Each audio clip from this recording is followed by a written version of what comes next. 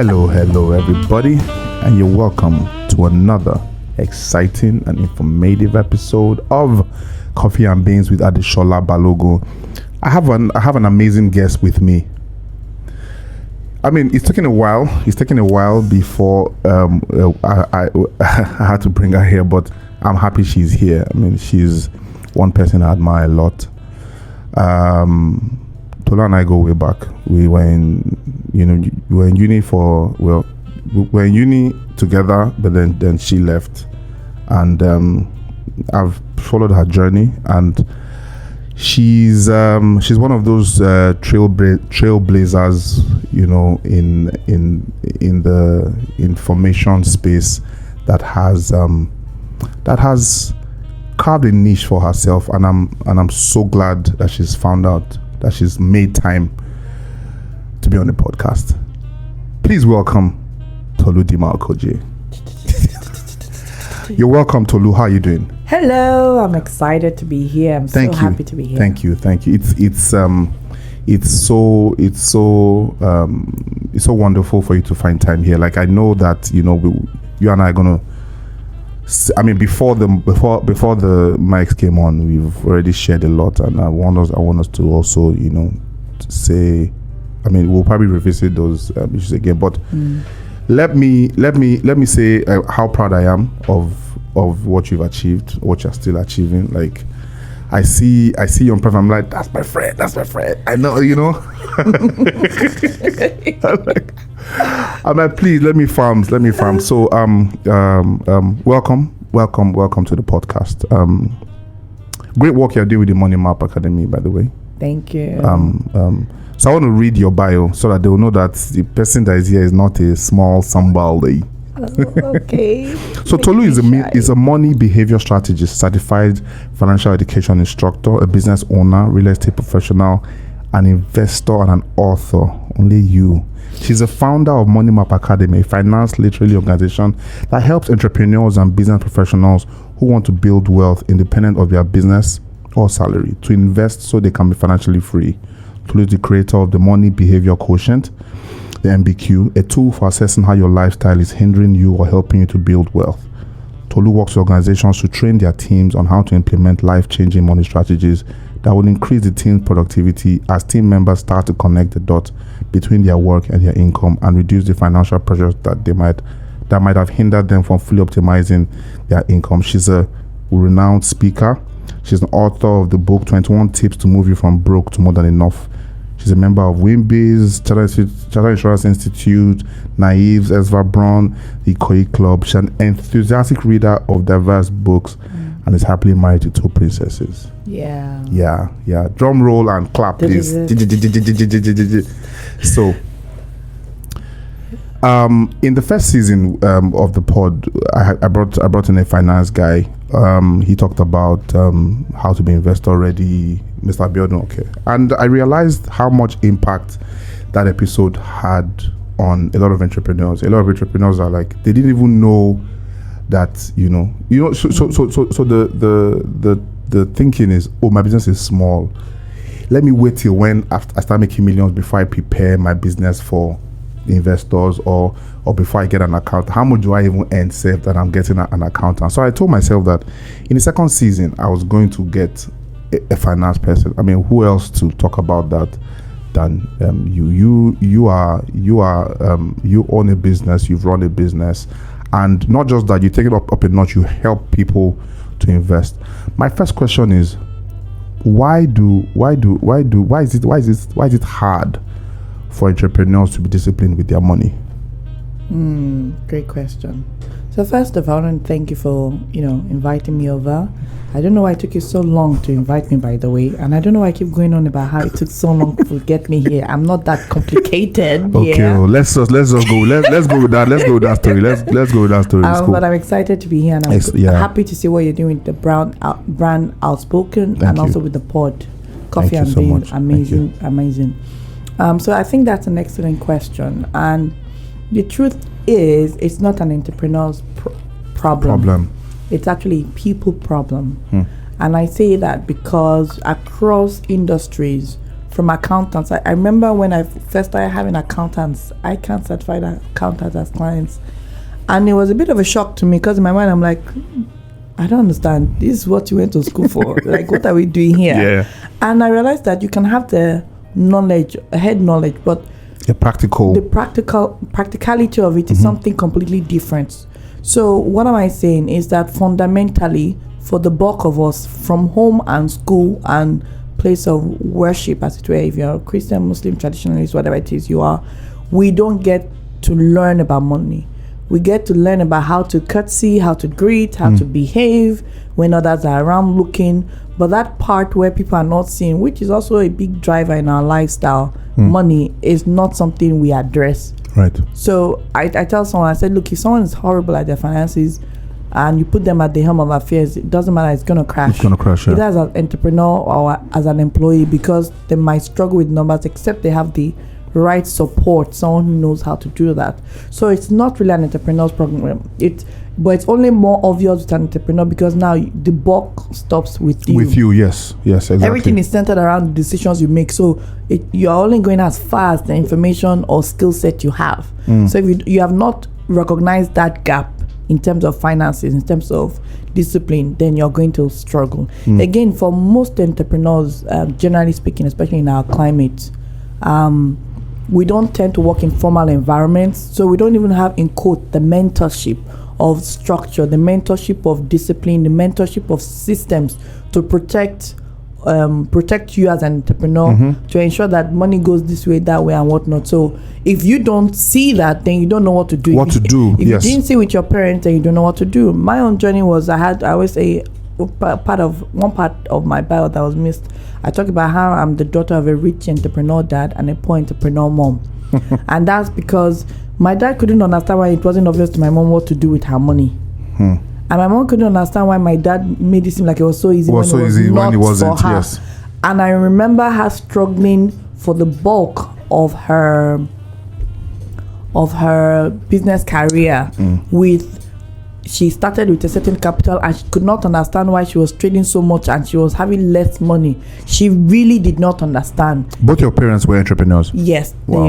They are. My mom is late now, but my dad is still an entrepreneur. And so I still remember my mom coming home and just being upset, like, we made this much sales. I don't know why this thing is not going on. And I remember not understanding why it was so complicated for this woman. And yet my dad made it seem like, yes, we made this and I've done this and it wasn't working and all that.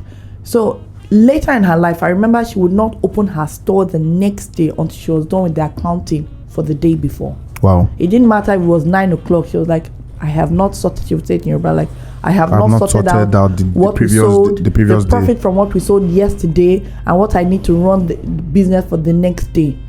She would not open. And it took her the better life of her business to get to that point where she now understood that. So just to say, it's not an entrepreneurial problem, it's a people problem. And so whatever you don't have, you can't give. So whether you find yourself in entrepreneurship, as the married person, as the head of department, you might struggle if money is brought in front of you because you're not sure what to do with it. You don't have the skill set. Wow. So before, like I was saying, before the mics came on, I'd asked why is this a passion for you?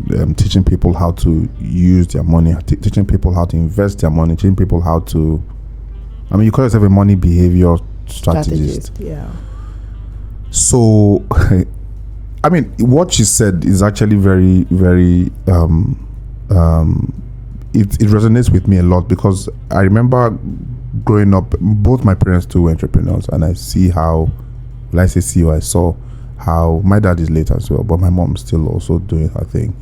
How they both literally were going at it on a day-to-day. Like, there was no, I mean, my dad even tried, and he was able to boost some investment, but same as my mom, shout out to my mom, it was more of a day-to-day, like, as it happens today. There's no thought of, let's see what 5 years. 5 years. What's 5 years is too long. 5 months gone. We don't know what's 5. So let me never jump to go. I'm going to ask, how did the journey to being a money behavior strategist did you Was it more of a, because I know that you don't have a background in finance. Yeah. So how did that come about? Yeah. So great question. It started with my mom. Okay. So I was very close to my mom. So I was seeing the struggle and I didn't understand it, but I knew that something was wrong.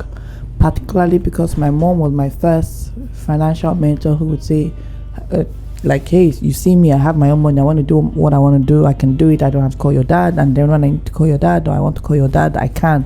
So I want you to be that kind of woman. And that was like the blueprint she gave to me, right? But she still had this struggle in this other part and I didn't understand it. So it was always something that was nagging me at the back of my mind, especially when she retired from her business and she had this capital but no assets. Then I didn't understand it. I just knew that mommy had money from closing down her business and selling off. What was she selling?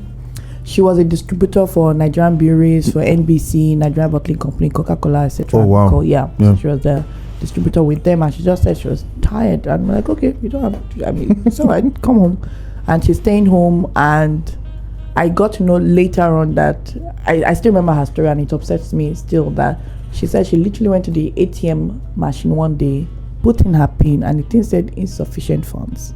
And that she was like, no, I put in so millions in here, so it cannot be insufficient. And it occurred to me that somehow this woman had put in millions in that account and had been withdrawing 50K, 100K.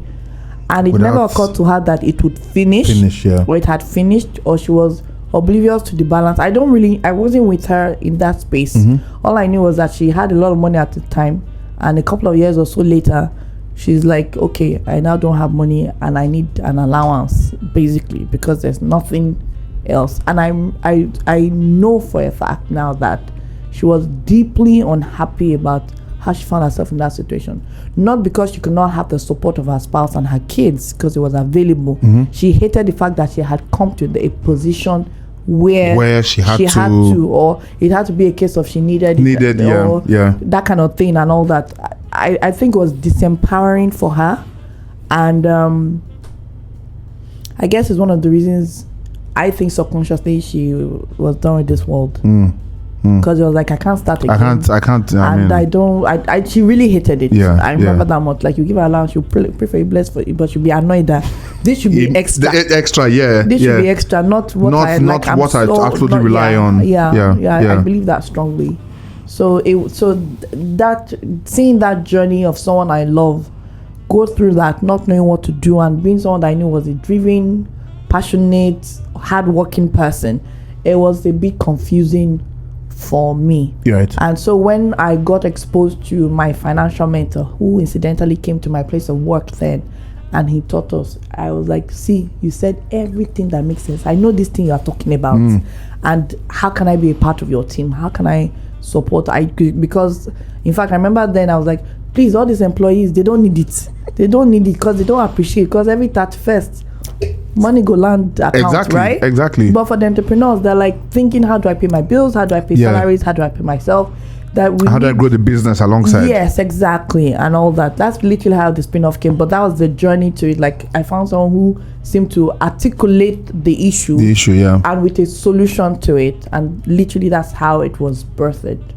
My journey into finances. Wow. So tell me about what the Money Map Academy does, and the money behavior quotient. Yes. Okay. Yes. Awesome. So the academy is the literacy arm. Right. So that's the arm that goes about educating, training, coaching, etc., for clients, corporates, individuals, entrepreneurs, and whatnot. Just basically getting them prepared and understanding what it is to invest and start investing. I always say my best clients are those who have invested and lost money, because then their body is calm, like they're ready to receive the information. Yes, exactly. Because unfortunately, we don't realize that investing is pretty much like raising a child. I always tell people that it's in stages. But if you rush to adulthood and you've not done the proper work with childhood, then you're going to have stunted growth, or someone that is not well-rounded basically, and all that. But we've been told all you have to do is put your money here and walk away, and that's true to some extent. But again, if you don't know which extent that applies to, then you'll be caught off guard. I always tell people, look, everybody, it's a no-brainer. Invest in real estate, and yet I know someone who had invested 3 times before she got it right. And that means she took 3 different opportunities to learn that, okay, when you're buying real estate, you do A, B, C. You check out this, you check out that, right? When you're buying stocks, you check out this, you check out that. When you're investing in business, you check out this and that. It's not just they said it looks good, throw the money at it, and you're upset that it did not materialize the way you wanted it to. That sort of thing. So the money map literacy is basically educating people about that part, so that, look, I always tell people, with or without me, you get an investment opportunity, you'll be able to decipher or able to understand to a large extent that this works for me, this doesn't work for me, these are the risks and returns. Do I want to take that risk for this return or not? So you can decide to walk away without the pressure of your emotions, and which is where the MBQ comes in. Right. The MBQ is the money behavior quotient, and yes, it's the tool we've used to help people figure out when it comes to money how they really are. Yes, I know there's the spender, all of that, but we try to look at the subconscious and triggers for why you behave that way with your money. Because I can't tell you, it's not a problem of you are not earning enough. I have people earning millions monthly, and they're saying it's not enough. And some other people are wondering, are you crazy? We are using 100K and you're telling me it's not enough. So what is the difference here? And the person is like, yes, I'm not a spendthrift, I'm not spending money anyhow. Something is wrong somewhere. So we found through the money behavior quotient that there are some subconscious personalities that drive people's actions. Once we can get you conscious about those things, then you're aware of your triggers, you can be aware of your gaps, how you can overcome those gaps with knowledge and coaching or whatnot, so that when the opportunities are presented to you, you can make the right decision. Right. Because your friend and the other person, you cannot be on the same level, and you will act differently because of your money behavior quotient. Okay, so let's be real here. I mean, we are this podcast literally was set up to show entrepreneurs the way and just share stories. What do you think is the greatest? The word is not impediment. The greatest setback for business people, entrepreneurs, keeping them from not being able to multiply their money. What do you think? See, multiply their money. What does it? When it's not multiply, like in terms of okay, you tell this person, like what happened to mom. Mom. Say, like, what do you think held her back? Especially the fact that her husband was literally doing the opposite of what she was doing. What do you think holds entrepreneurs back from well, let's say, seeing the future and saying you're not going to be doing this forever? You need to be able to set some money aside. It sounds or feels like a no-brainer, but we're still not doing it. Okay, so I would say the mindset, knowledge.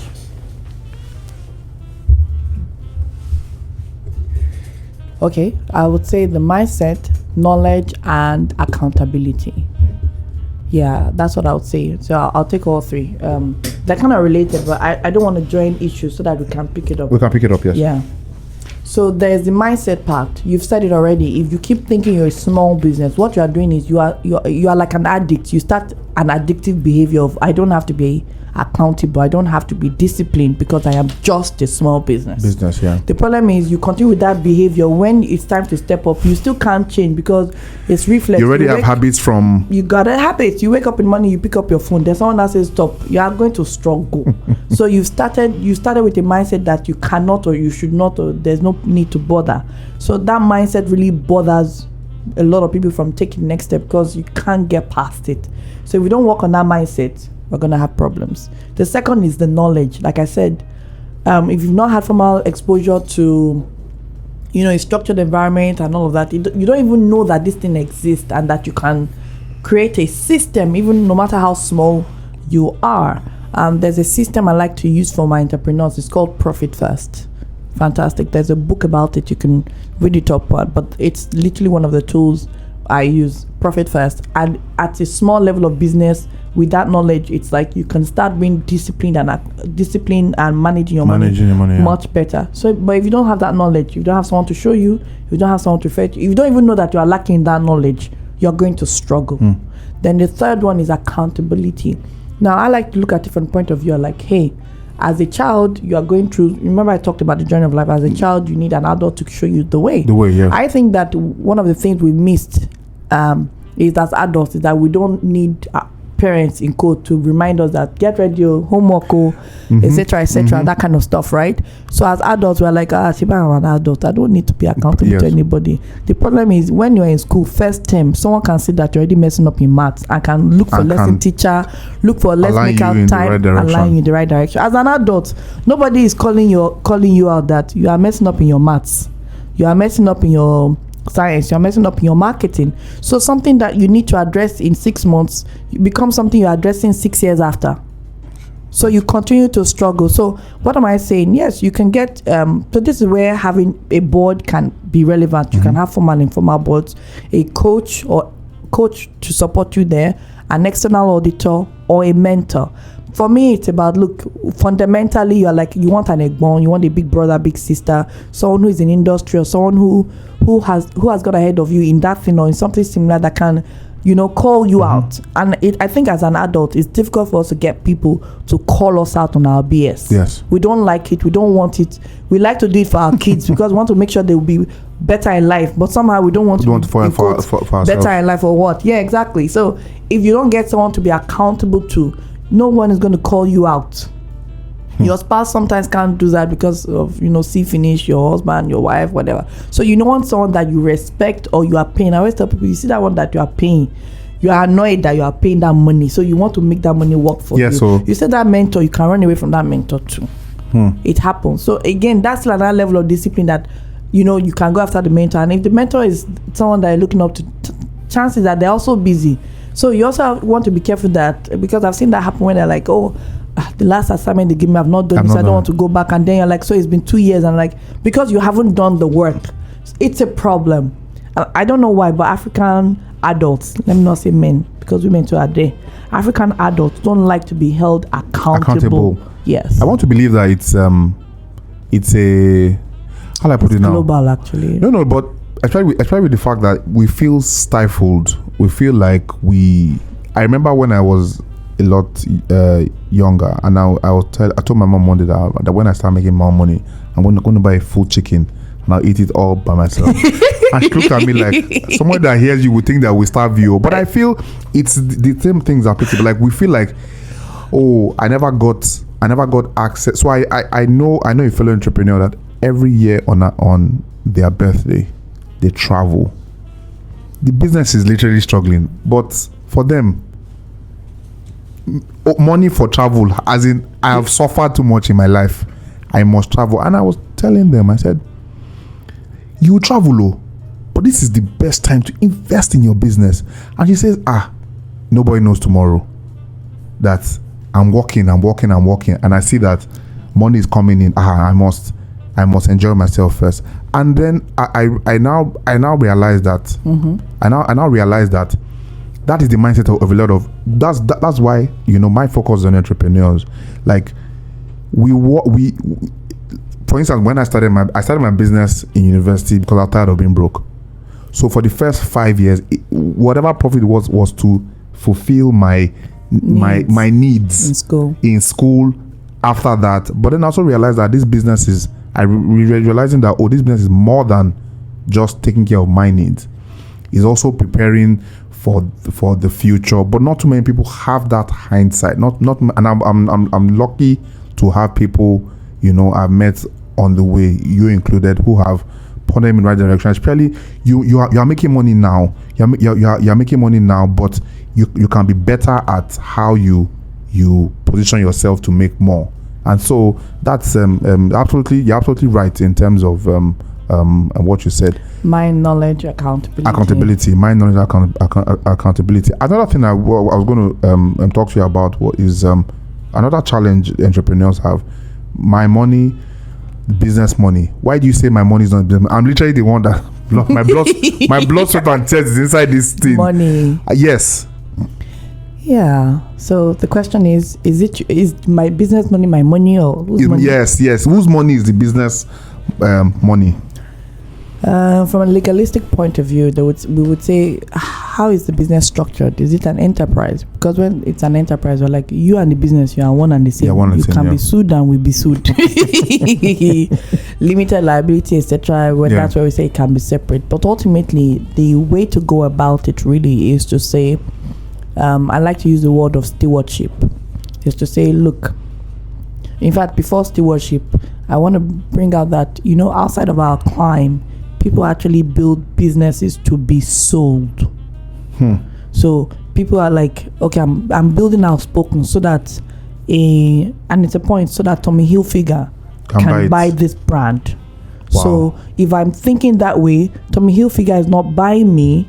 They are buying my brand, paying me off with $20 billion and saying, you know what, you're so brilliant, spin it off something else. And do something else. But this one first, you're a bit up to this point. I'm going to take it from you. Yes, but this one so people are actually building business, say, we want you to buy us. Wow. So that we can all make our own money and do something else. So things. For us to say, we want you to buy us this business, then I need to be separate from that business, because obviously you can't buy me. Right. I'm so much more than that.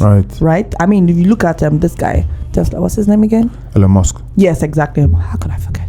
Crazy dude. Okay. The whole point is he's built a couple of businesses, sold it, and moved on to another one. Yes. So in that regard, they've never bought him. They've literally bought one of his products. Yes. Yes. So we need to see our business as a product that can be sold outside of us. And when you see it as a product that's outside of you, it cannot be you. It is one part of you that can be let go of.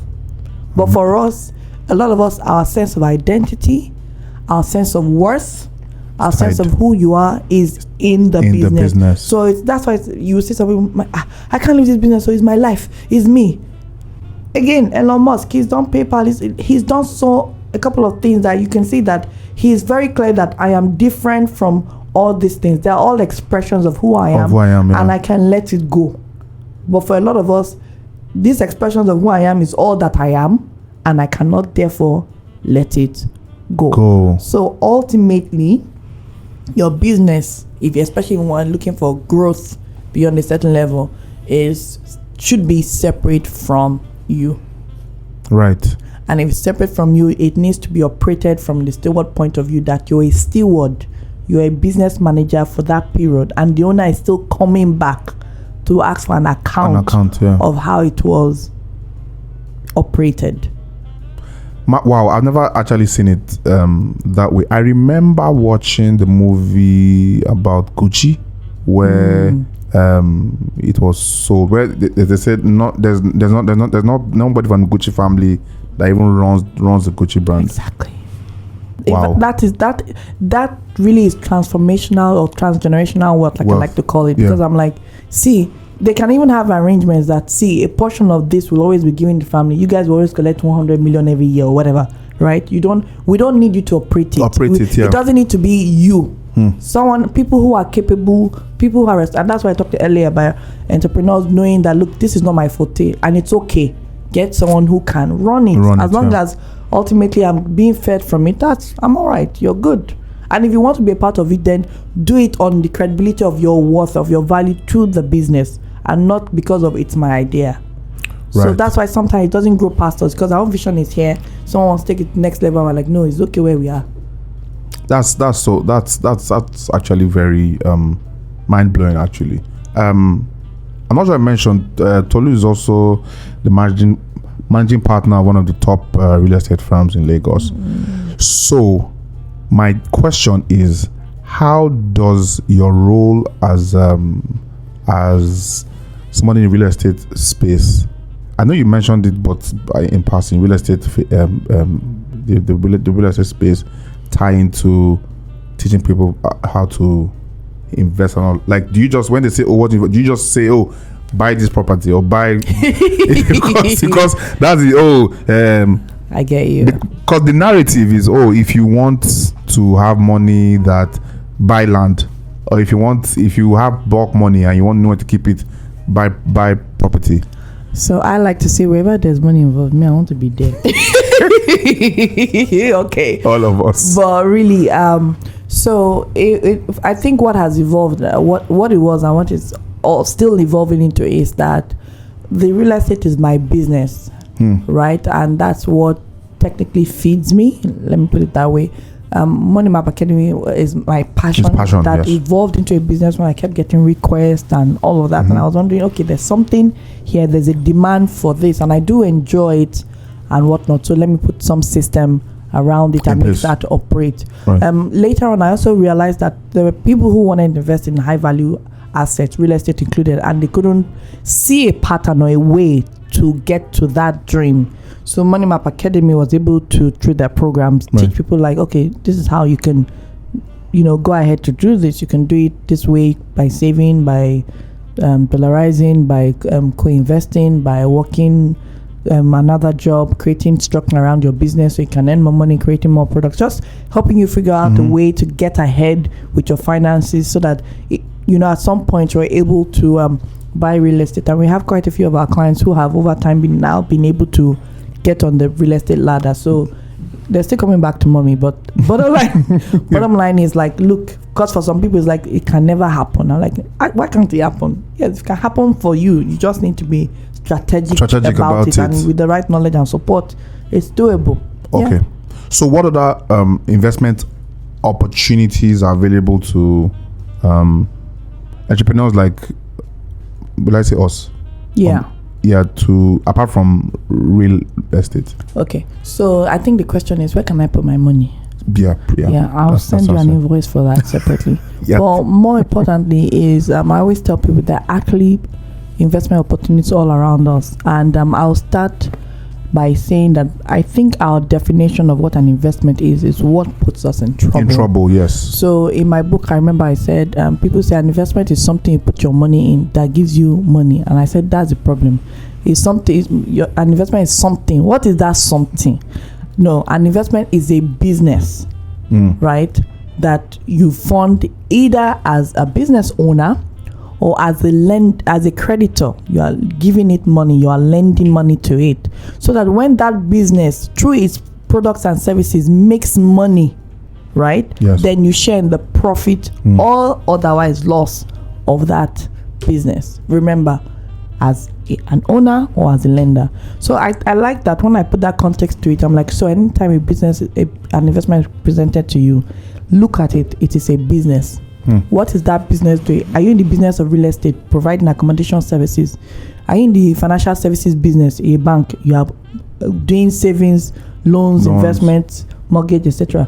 Are you in the trading business? You are buying a bottle of water at 10 naira, selling at 15 naira.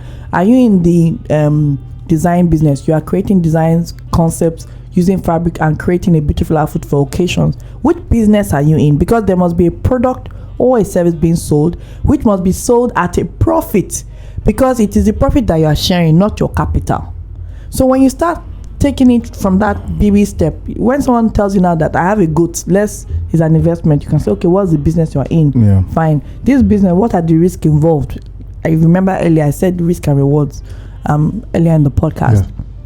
What's the business of managing goats? Okay, we have a goat in my house, we'll keep it for 6 months, we feed it. Does it need to take injections? Does it need to see the vet? Is there any special dietary? You now start asking questions. By the time you've spoken to 2-3 farmers, they'll tell you these are the issues. When you go back to your business investor that is making you the offer, and you're asking, how do I mitigate this kind of health hazards that can kill off all the goats at once, and it's looking like it doesn't know what you're talking about, then already you've seen that you have saved yourself money, because this person doesn't know what they're talking about. But when you're like, oh, don't worry, don't even think about anything, give me the money. Give me the money. Once you give me the money, it will double. That's how investment is to be doubling every week.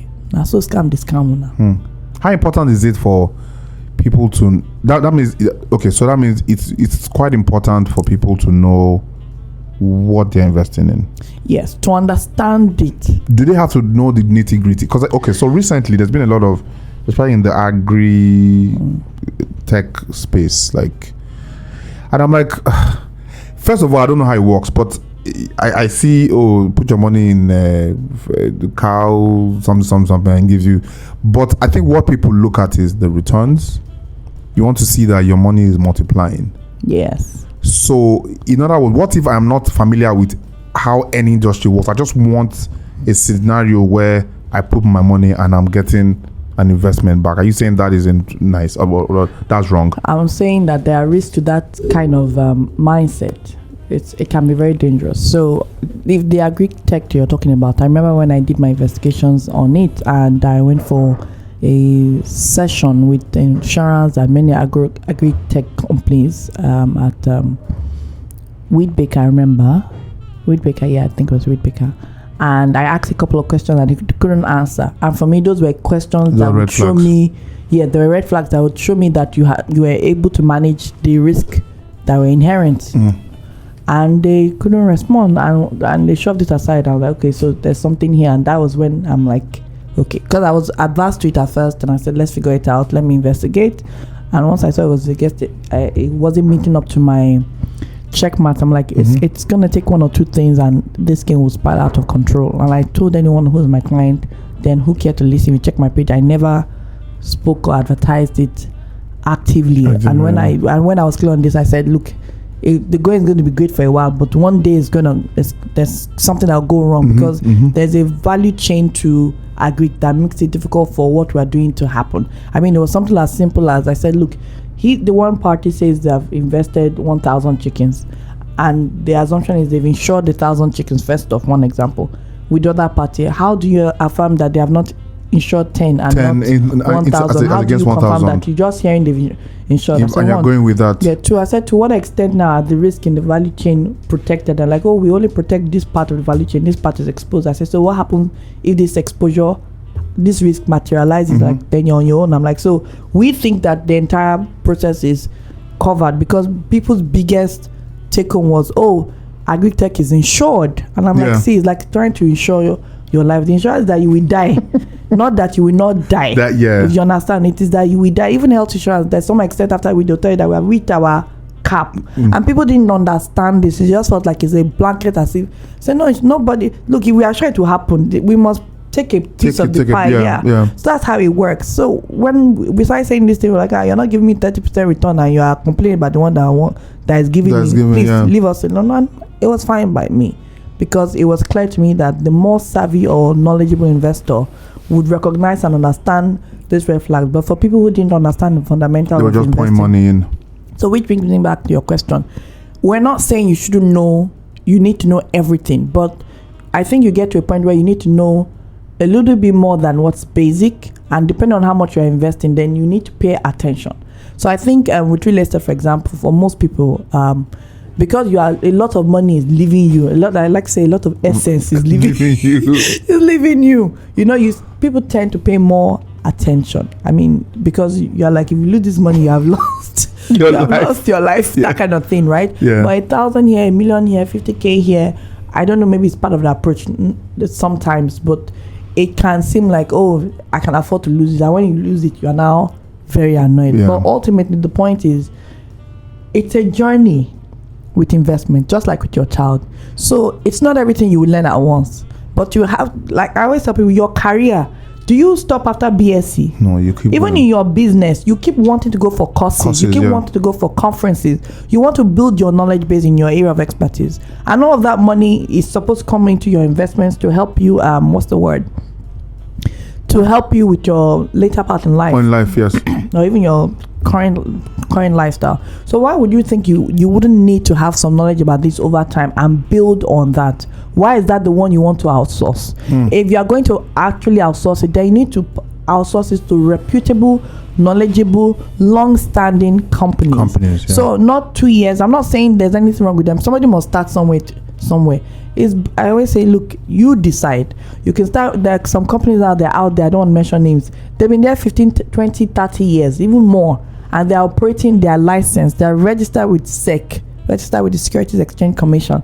So you kind of have peace of mind with those ones. Any other one that is on their own is basically me and you. Anything that happens happens. Because who's got to regulate us? We say, we'd not come to you before. Why are you now the one trying to decide for us, except we go to court? Okay, so it's a process. You can decide to outsource, but like with any field, you want to outsource to an expert. You are having event planner, you want to outsource to an expert. If you're having a drinks person, or you are having cocktails, you don't want your cousin that just goes to mix Fanta and good and mix it and give you and say that Shebi is drink, now drink. You want an expert. So in the same way, when you're talking investment, you want to deal with an expert if you're going to outsource it. And even as you're giving an expert, I always tell people, see, these are even experts can deceive you if they know that you don't have an idea. And I'll tell you why I thought it was important. I was at a session with one of my mentors, Mrs. Bukawashika. She had something called TFD series where she was teaching girls or young ladies. And she said one thing that I found profound and why I insist you must know. She said she had a friend who was running a business, and that she had accountants, and every year they'll do the books, right? But she did not understand it. They would speak to her, but I guess she didn't understand it and all that. So it got to a point where they couldn't fund the business, and her friend got upset with the accountant that, what is going on? But I have you. Why are we here? And they said, but we've been writing it in the report that there's a problem, but it's your call. You decide what to happen. There's no one to interpret it for her. I should not have a board maybe that could address it. And I've had clients as entrepreneurs, moguls, who I've had to help them interpret those things, or they were running away actually subconsciously and actively. The accountant say, let's have a meeting today or this next week, and they're like, actually, can we make it next month? The next month becomes next 6 months. Then it's another financial year, and they've not become aware of the issue, let alone that there's trouble. And I don't know, I don't want to say anything about accountants, but they've done their work. Ultimately, like they should. Right now, they've given you a report. You are not criticizing, you are not challenging, you are not asking questions. What do you want them to do? If you yourself don't know how to ask the right question, you don't need to be an accountant, but you need to say, so what's our cash flow? Do we have any risk with our cash flow? Do we have any risk with our operating costs? Do we have any? You don't even know the questions to ask, and it's your business. Long story short, Mrs. Bukwa said this is how her friend ran her business at ground without being aware, because she did not know the knowledge. That was the number 2 point. She did not understand. She did not know. She just assumed that look, we're operating and everything's going, so we should be good. Auditors are there, accountants are working. It should be good, and it wasn't. Which leads back to what you said about mindset, knowledge, and accountability. Knowledge is actually important. Okay, so I want to address something. How can an entrepreneur who wants to move from this is how much I earn, this is what I do, I want to be smarter in my money habits. Yes, the future is there, we will invest, but I want to be smarter in my money habits now. How do I cultivate that lifestyle that will cause me to move from what I'm doing now to a more, quote unquote, a more prosperous, a lifestyle that leads to it that makes me more prosperous? I don't know if that makes sense. What I said. You're just saying just come and work with me. That's all. That's all you're saying. I don't understand. I'm still going to ask you the services that the Money Map Academy does and all that. Because what I know is that a lot of entrepreneurs are struggling. Not struggling to there's a part where they're struggling they don't know how to position themselves in the industry. Even the ones that are making money, like money is coming in, but you can't seem to be able to make sense as to why there's money coming in, but I'm not seeing it in the figures, but I know that money is coming. So how does one adjust to that? So, you've said it all, really. The first step is recognizing, unlike my mentor's friend, is that, it's sad, but recognizing that there's a problem, self-awareness, being conscious that something is missing and we need to address it. The next thing now, like you said habits and whatnot, and that takes me back to the money behavior question, the MBQ, where you're like, okay, we would typically do a diagnostic, like, okay, we can do this system for you, but you can self-sabotage it because you have some inherent behaviors that we need to address. Yes. Because if we don't address it, we will create a system.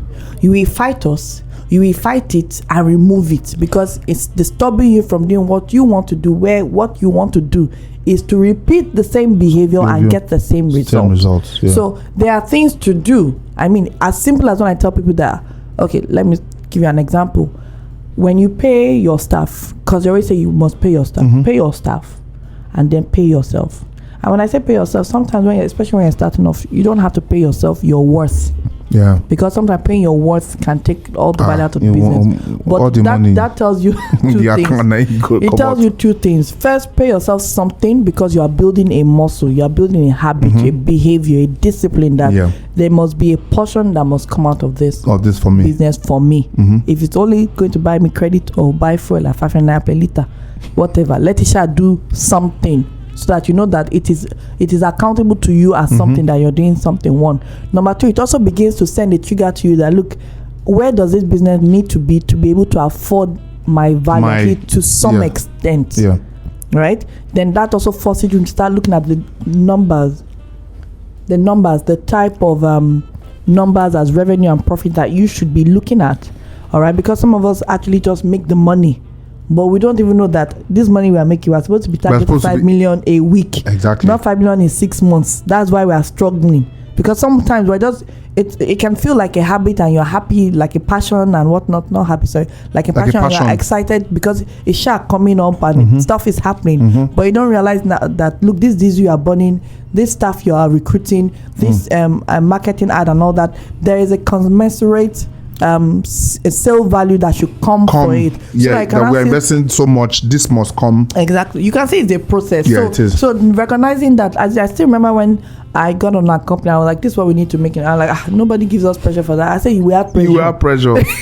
You will have pressure. Yeah. Because if we don't do this, I can't take care of you well enough. You are going to be unhappy. You're going to want to leave because you're like, it's not giving you what you need it to. So you move. That's normal behavior. So in the same way, I'm like, because I don't want you to move at all, I don't want us to get to that stage. I need the business to be able to do this for you and for myself. So I need to create some systems. I think discipline is actually one of the key requirements to be your student, right? Like you have to. We're learning it. You have to be. So what do you say about people who they want to do it but don't have that required discipline? Like, are you patient with them? Do you say, I don't have time, or you move like? So do you tell them ahead of time, like, this thing is going to require your blood, or? So I'm like, I always tell people I'm like the money doctor. So you know how the doctor says, I'm sorry, Mr. B. Not you. That's Mr. B. B double. B the letter I know. Yeah, I know. B double E. B like the actual honey bee. Yeah, B. Okay. Hello, Mr. B. Your results have come in. I'm sorry, sir, but if you don't do this, this will happen. And what usually happens for most people, and usually they often sadly get to that point before they come looking for Ross or someone else. Yeah. Like, see, you're about to die. Lorocon. In one word. You're about to die. And so therefore, if we don't institute some of these things, you are prolonging the day maybe, but death is inevitable. And what usually happens is you see people now, they're now jogging, taking their drugs daily. See me now, I never thought I'd be taking drugs daily. I'm taking it.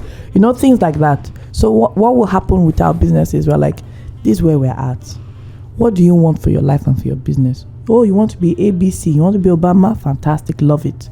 But this is where we are. We are not like Obama. We are like, I don't know the person, but this is where we're at. If we want to get to that thing that you have said is important to you, then we need to start doing these things.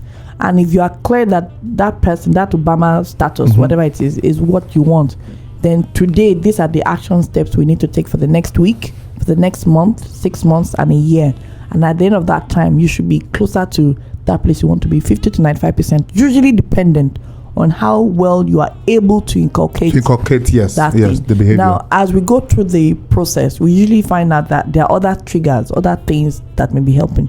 For some people, it's like a habit of alcoholism, a habit of my whatever is in vogue I must buy. Right, my habit of alcohol, sometimes not even a habit. For one client, I remember just driving here, I remember the client, it was a case of my kids were abroad, they didn't disclose that at first, and so I need FX, and so most of my money I'm just converting it and sending it. So those are things that, like, if we don't, this is why we're like, you see, your business actually needs to make X amount to be able to accommodate that. Accommodate that for the business way to pay you enough, because we're not supposed to be seeing your school fees in our Elon Musk account, that kind of thing. So it's actually a process, because you're unlearning habits and building new habits.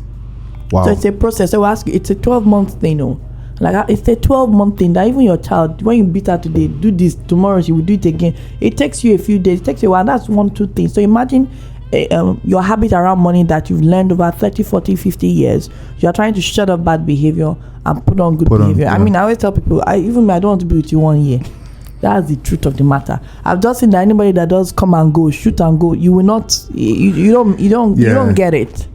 But after the 12 months, do you do, like, are there like follow up? Oh yeah, we have. I mean, like I said, we'll have conversations, meetings, hang-ups, hookups, okay, quick, can you help me with this? But the idea is that you got into a stage where you should be self-sufficient enough to discipline yourself, recognize the problem. If and when solution is given to you, you can implement, because you know what it takes. It's tough, but you can implement. I mean, I always tell people that, look, when you see a rich man, you see they'll tell you he has a financial advisor standby, he has a legal representative, he has an administrative representative. I said he has decided now that I don't want you come go.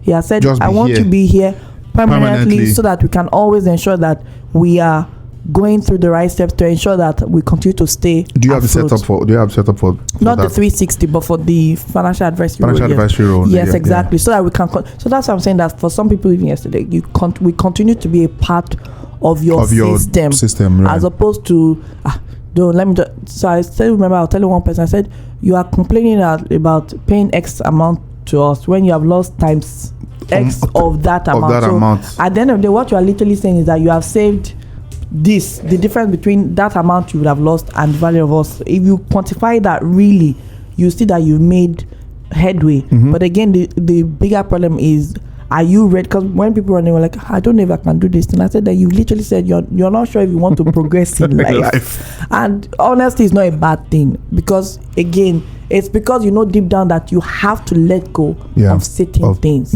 You have to, or something's got to give. For the person who is always out Friday night, all the profit they made Monday to Thursday night, Friday is gone. We've seen that. So when we're saying, look, we didn't say you should not eat and go out. We're just saying that, can we have an amount that we put in your pocket, no ATM card? If you're talking about Tonsi, let it end there. Wow. Yes, it's as simple as that, because I can't be following you there and be checking your card. Exactly, which is why I said discipline actually is a requirement. Yes, I remember one client, he said as long as there's money in his account and the card, so you know what we did for this client? The mode we devised is then before this currency thing, this was a couple of years ago, is okay, 1,000 naira will be dashing out 1,000 naira, 10,000 will go every day, that kind of thing. I said, okay, what we'll do is we'll do 200. He said it's too small. 500. He said no, I think it was from 500. I said too much. 200. We did 200. I said you can't give it. I said okay, we'll make it new notes. People their heart used to be sweating when it's new note happy. Oh yeah, let's do new notes. So when you give them two, they won't be angry that it's not 2 of 2,000. It's 2 of 200. Does that help you? You are still a giver. You are still a nice guy. But now we are saving, some of our money is coming back. So just stuff here and there. You'll be surprised the amount till tomorrow he still does it.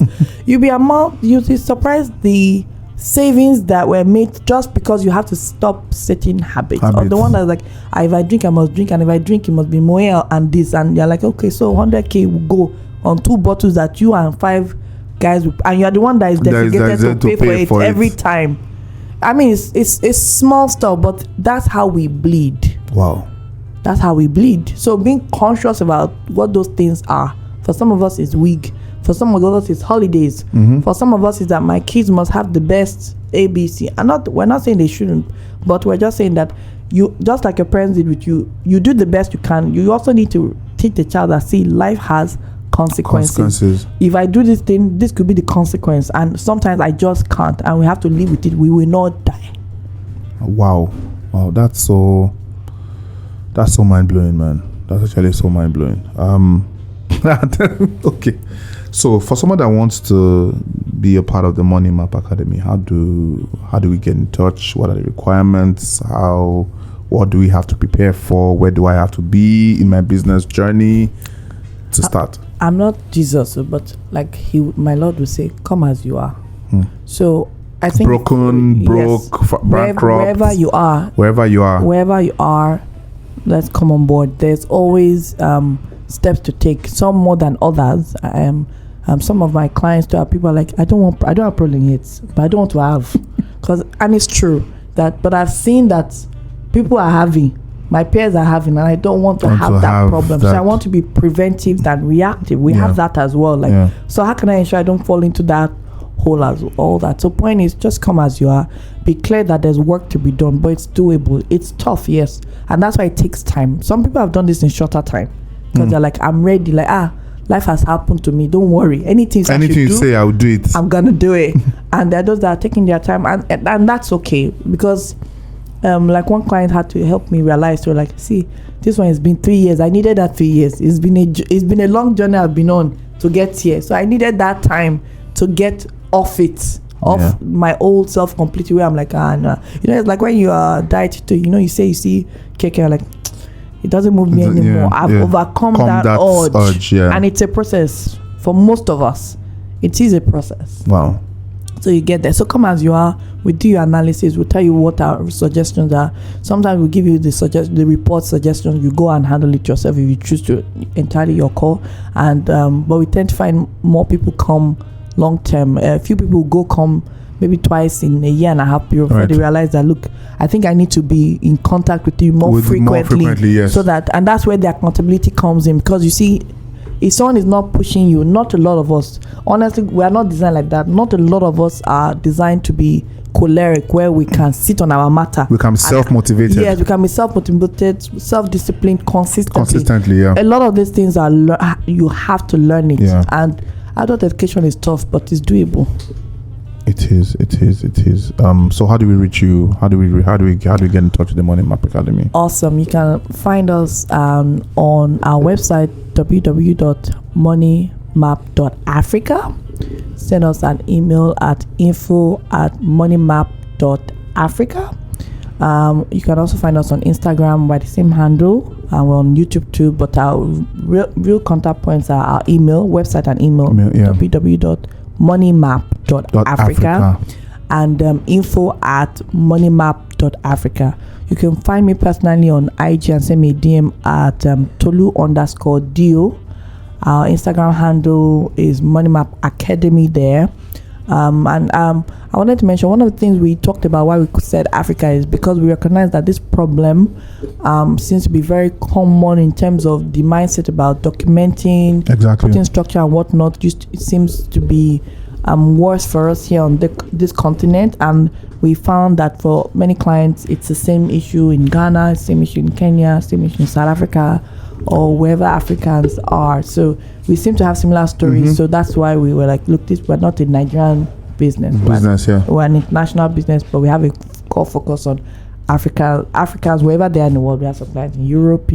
I was going to ask that. Have you noticed a significant difference between mindsets, money mindsets in Africans and money mindsets in Europeans, and other parts of the world? So what we've experienced or observed is that they are in a different evolution in terms of finances. So for example, in Europe, you have a system where credit works differently. Yes. So their mindset and approach to money is around that credit system, right? We have that cash-based system or what's the word? Collateral system, where it's what you have, you deal with. Nobody. I mean, that's the reason you can. Everyone is going to school because you can take a loan. You don't have to. Once you qualify for it, you move here. You don't go. So the approach to the money issues are a bit different in terms of, because the system is different. In fact, I've been telling people that we need to start talking about credit, because credit is coming soon as we are getting the integration of BVN, NIN to bank accounts, your international passport, and being identified numerically easier now as opposed to before. What will happen is it will be easier to issue credit because we can find you. People don't know the credit bureau is already here. You already have your credit report. We've just not evolved to the point where it's valuable, but that time is almost here. And when that time comes, credit to be available. Now the issue will now not be that you can't discipline yourself with the one you have, is that you now have more. So what will happen is you will want what you want. It's 10 million naira. You will take it because the money is available to you. It's the interest payments now that will be chasing you, because all of a sudden £1,000 was okay. I mean 1,000, and I'm using different currency. £1 million naira every 2 months wasn't too bad, but you've not budgeted that. You've forgotten that school fees would be due.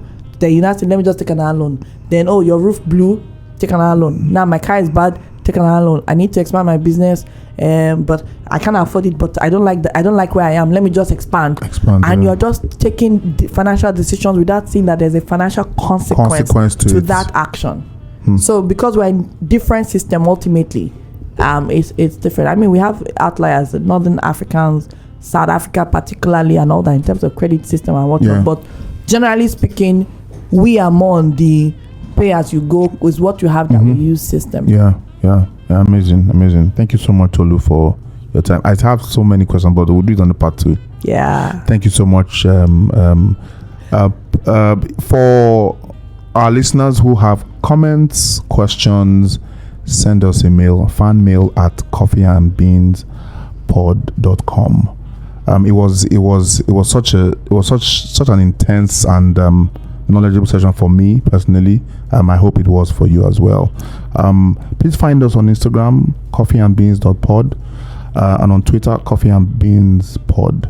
Till the next time, to the next episode. Yeah. Drink coffee and stay inspired. Peace. Bye. Thank you so much.